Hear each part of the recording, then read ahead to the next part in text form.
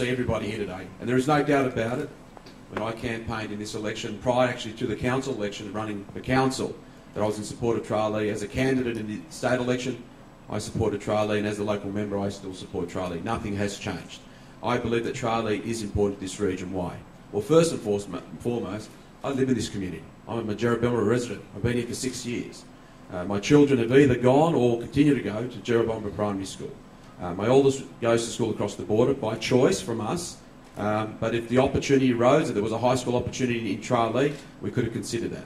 So for me, seeing the amenities that comes out of Tralee is so important to the Jerrabomberra and Korean community, and that's why I support it.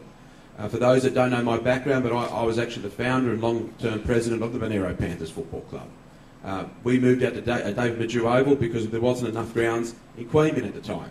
We were all playing off Riverside Oval, and we came out to David Majew because it was the only piece of available sports ground that was available to our growing club.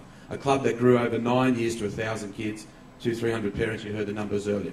Now, in regards to the planning requirements of Jerrabomberra, the Mayor articulated that quite well. I'm not going to get into the detail. Does Tralee meet the planning process? Yes, it does. When you apply the instruments and tools, and as a councillor or as any member of any government, you must apply the planning framework, must apply the instruments that we're given to make decisions on. Well, then based on that, Tralee should be approved.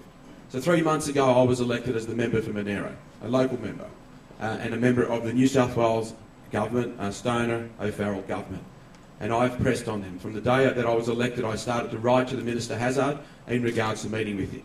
And I have met with Minister Hazzard on a number of occasions, privately, making sure that he had all the facts on the table.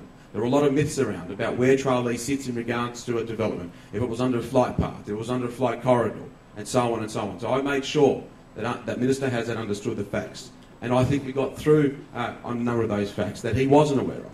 And in that time, I was asked by representatives of this community, be it the JRA, Queanbeyan City Council, even the developers, to facilitate meetings, which I was able to do on 2 accounts. Unfortunately, I haven't been able to do it for the JRA, but on 2 accounts we were able to get the Queanbeyan City Council delegates, that was the Mayor and the General Manager, to speak with Minister Hazzard, and the same applied with the Village Building Company that had no prior meeting with Minister Hazzard. So I was able to facilitate those meetings and actually sit in on those meetings and make sure that the Minister understood quickly what the issues were and how important Tralee was to the people of this region. Now, the mantra that we ran on in regards to an election campaign was about returning more voice and more decision-making back to communities. That is one of the reasons why I ran. That's why I joined the Liberal and National Coalition Party and the government to run as part of that government, because I do believe, as a Queanbeyan City Council, I believe that councillors have many times had their hands tied behind their backs in making local decisions. So that actually impressed on me and was easy to run on that mantra, to say return more decision making and more say back to local communities, something that I want to deliver on and something that I'm determined to deliver on. Tralee will be delivered on my watch. I have no doubt that I will stand by that commitment. I made that commitment as a candidate and I will die by that commitment.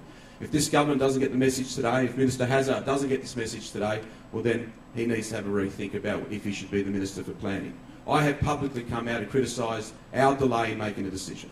Now, I understand that the Minister wants to be cautious at times. He's a new Minister, inundated with a number of projects right across the state. I understand he deferred the decision. The decision hasn't been to stop Tralee. It has been to defer a decision to such time that he got further information and at such time that the federal government, the Transport and Aviation Authority or department came out with a time frame when the NASAG report would be delivered. But I say that's not good enough. We apply the planning framework of the day, we apply the planning rules of the day, and you should approve it based on that. So I am with you today. I stand shoulder to shoulder with a group of people in this community, with my community residents in Queanbeyan and Jerrabomberra, that I'd like to see the Minister make a decision, now, not later. Make a decision applying the planning framework of the day. And so I am no different to each and every one of you. I would love to see Tralee up and ready to go earlier rather than later, because it will bring the amenities, it will bring the school science, future employment land, also just as important, the affordable housing that we so desperately need in this whole region. There is no reason why our kids and friends of mine and family members and community members can't buy property on this side of the border. Why do we need to go across the border of the ACT? Land has been released in scarce numbers over a long period and it's forced prices up. With Googong now on track, hopefully to see some land out of Googong by 2013, and having Tralee side by side, I think it'll be a great competitive edge in the market that'll make housing affordability important. So for me, the fight continues. What it does today is I'm able to go back to government in a week's time when we resit out of the winter recess.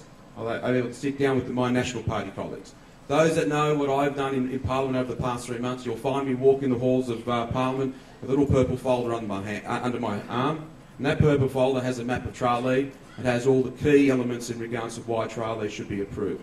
And I've sat down with members of my party, the National Party, and have convinced a number of them who have been opposed to Tralee in the past, but when they see the facts on the table, they actually can't understand why this decision can't be made. Now, the Minister has the final decision. I will continue to apply that pressure.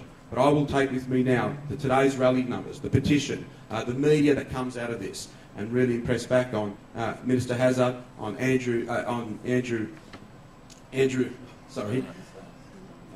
Barry O'Farrell, the Premier, and of course the Deputy Premier. I will be imposing on them the numbers of today, the impact that this is having on this community.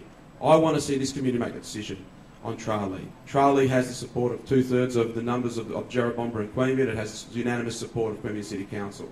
So for me today, it is just another range of tools, another bit of information I can take to my government and apply that pressure.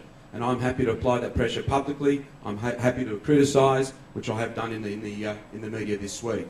I have no qualms standing up for the people of Jerrabomber and Queanbeyan, because I believe the job that I've been empowered to do and that I've been elected to do is simple. It's a job to be the voice of this community and the voice of the people of Monera, and I'll do that here on Tralee. Thank you.